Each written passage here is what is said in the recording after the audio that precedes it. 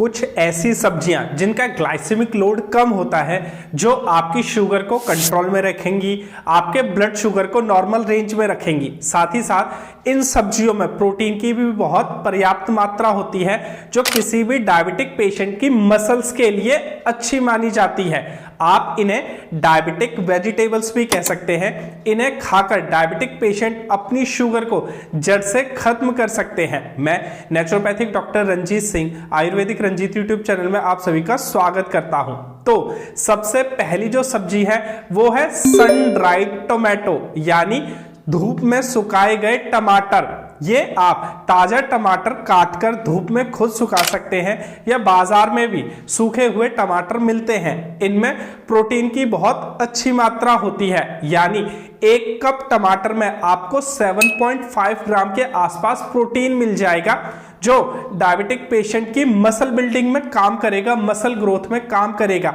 साथ ही साथ टमाटर को डायबिटीज में अमृत के समान माना जाता है।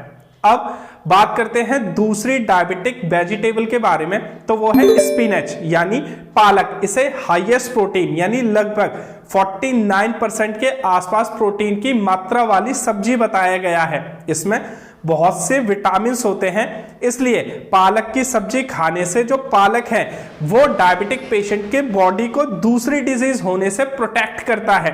1 कप पालक की सब्जी खाने से, या पालक को किसी भी रूप में 1 कप की मात्रा में खाने से आपको 0.9 ग्राम के आसपास प्रोटीन की मात्रा प्राप्त हो जाएगी। चलिए आगे बढ़ते हैं और जानते हैं अपनी तीसरी सब्जी के बारे में।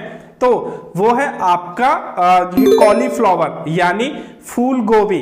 इसमें विटामिन के और विटामिन सी के साथ साथ कैल्शियम, मैग्नीशियम, फास्फोरस, आयरन की बहुत अच्छी मात्रा होती है।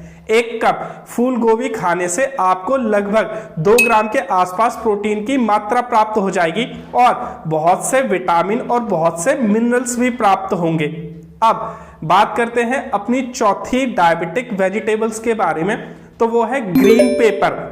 अब ये ग्रीन पेपर जो होता है, इसे आप सलाद के रूप में यानी कच्चा भी खा सकते हैं।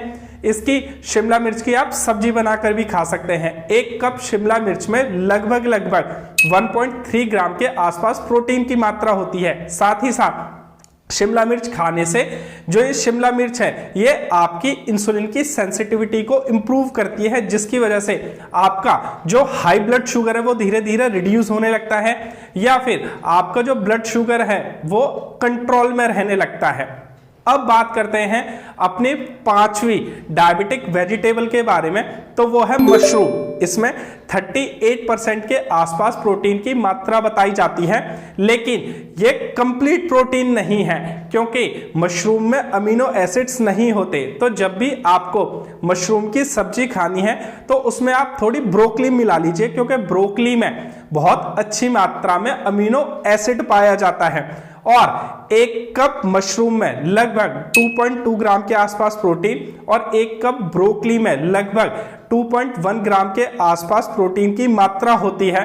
तो आप इन दोनों सब्जियों को मिक्स करके ही खाएं। ऐसे और भी बहुत सी सब्जियां हैं, जैसे पार्सले यानी हरा धनिया, या फिर कुकुम्बर यानी खीरा, या फिर व्हीट ग्रीन्स यानी चुकंदर की पत्तियां। इनमें भी प्रोटीन की बहुत अच्छी मात्रा होती है। साथ ही साथ इनका ग्लाइसेमिक लोड भी बहुत कम होता है, जो आपकी डायबिटीज को कंट्रोल करने में आपकी बहुत हेल्प करेगा।